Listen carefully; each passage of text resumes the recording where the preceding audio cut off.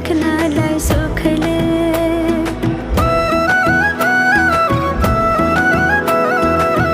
कति गरौँ तिम्रोमा बयान, गर्देऊ अब बेलैमा कल्याण।